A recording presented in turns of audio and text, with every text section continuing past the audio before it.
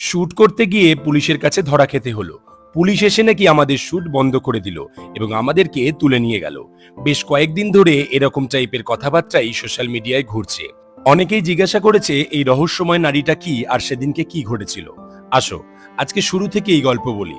রবিবার দিন আমাদের একটা শুট ছিল এবং শুটে একটি মেয়ের আসার কথা ছিল, কিন্তু মেয়েটা শেষ সময় এসে বলে তার নাকি হবে না। ব্যাস, আমরা তো পুরো ফেঁসে যাই।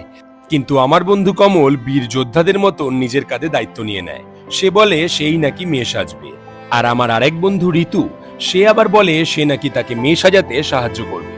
ঋতু আদতে ব্রাইডাল মেকআপ আর্টিস্ট এবং সে পুরোপুরি দায়িত্ব নিয়েছিল কমলকে ছেলে থেকে মেয়ে সাজানোর।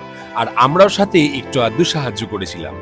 ঋতুর অসাধারণ মেকআপ এবং আমাদের সকলের কঠোর পরিশ্রমের ফলে কমলকে ছেলে থেকে মেয়েতে রূপান্তর করতে আমরা সফল হয়েছি। আর কমলকে এত সুন্দর লাগছিল কি রাস্তা দিয়ে যেতে যেতে যে কোনো ছেলেই ক্র্যাশ খেয়ে যাচ্ছিল। কিন্তু কমলের মেন প্রবলেম হয়েছিল টয়লেট করতে। এই সব কিছু কাটানোর পরে আমরা যখন শুট শুরু করি তখন কিছু পুলিশের গাড়ি এসে দাঁড়িয়ে বলে, তোমরা কিসের শুট করছো? আমরা তাদেরকে জানাই আমরা একটা ছোট্ট শর্ট ফিল্মে শুট করছি। তারপরে পুলিশগুলো প্রায় আধ ঘন্টা আমাদের সঙ্গে দাঁড়িয়ে আমাদের শুট দেখেছিল এবং যাতে ভিড় না হয় সেদিকেও তারা লক্ষ্য করেছিল। আমরা তো ভীষণভাবে খুশি হয়েছিলাম যে আমাদের শুট নাকি পুলিশি প্রোটেকশনে হচ্ছে। ভিডিওটা খুব তাড়াতাড়ি আসছে রাজকাহিনীর গপ্পতে, দেখো কিন্তু।